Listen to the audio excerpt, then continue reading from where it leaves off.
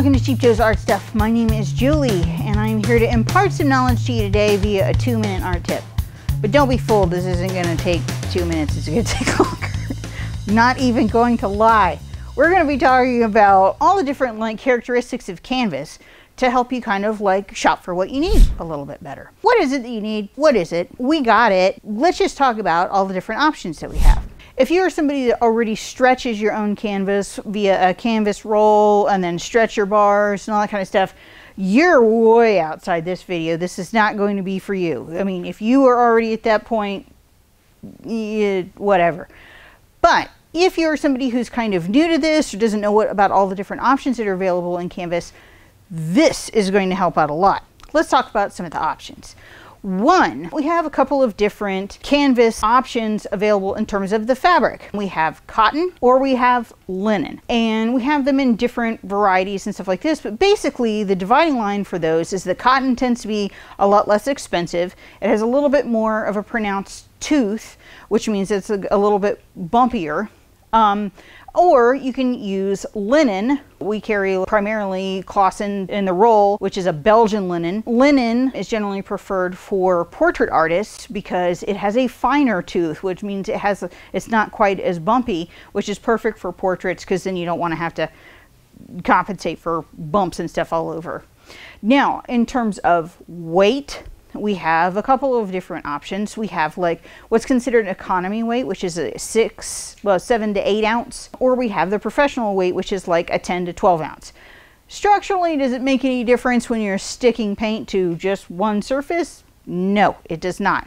However, professionals do often prefer the heavier weight because when you stretch it, there's very little bounce. It's not affected by heavy paint application and stuff like that.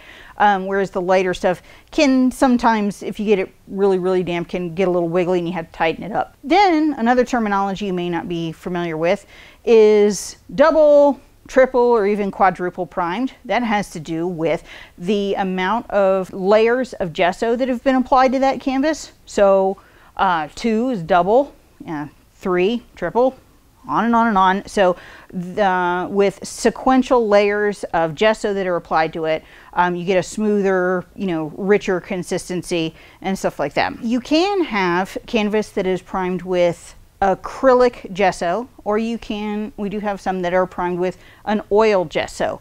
And so those are just up to you, whatever it is that you choose that you think will work best for you. You will also see the terminology in regard to the stretcher bars. And what am I talking about when I'm talking about stretcher bars? The little wooden framework that the canvas is stretched over is the stretcher bars. Kiln dried hardwood stretcher bars are the preferred stretcher bars to have because they are less reactive to moisture and stuff like that, so you don't have to worry about warping and all that kind of good stuff.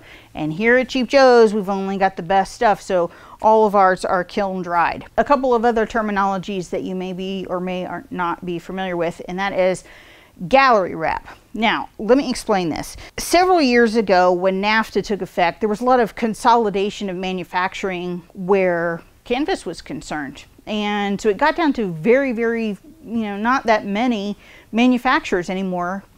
And for the consumer, it meant that a better quality of product was coming to you because they were so competitive about how they were doing stuff. So actually, in terms of trying to reduce costs and stuff like this, manufacturers started stretching canvas all the way to the back, whereas 20 years ago, when you bought a pre-stretched canvas, it would actually be side stapled. You don't see that anymore. All the canvas, for just the purpose of consistency in manufacturing, are now back stapled, or what is called gallery wrapped. Okay, which means for the person like a starving student, this is a blessing, which means that you can paint the edge, you can hang it on the wall, and it looks nice, and you don't have to frame it. Whereas when I was a lowly student in college, anytime you had to do a presentation, you had to consider the edge because you had to cover the staples all the time. Now you don't. Almost every single canvas brand that you see out there is now actually gallery wrapped or back stapled. All right, but what happened at the exact same time is that there was a new innovation coming out where they started to make stretcher bars, or those wooden things that the canvas is stretched on, in thicker thicknesses than just the 3/4 or the 1 inch that had been available before. And what they named those was heavy duty stretcher bars. So then you started to see things like canvases that are like 2 inches deep or 3 inches deep, like this one, even 4, 6 inches, 8 inches deep stretcher bars. Because gallery wrap, that option, and also heavy duty stretcher bars were both introduced to the market at the exact same time, a lot of consumers kind of mix up those two terminologies and think that they mean the same thing, and they don't. Heavy duty stretcher bars mean anything that is thicker than this 1 inch that is like generally the industry standard. So heavy duty stretcher bars are anything that's like above 1 inch in terms of thickness. So gallery wrap just means back stapled.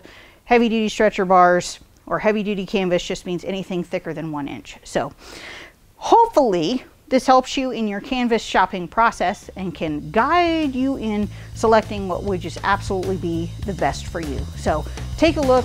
We got all kinds of stuff to choose from, and we are sure that you will enjoy.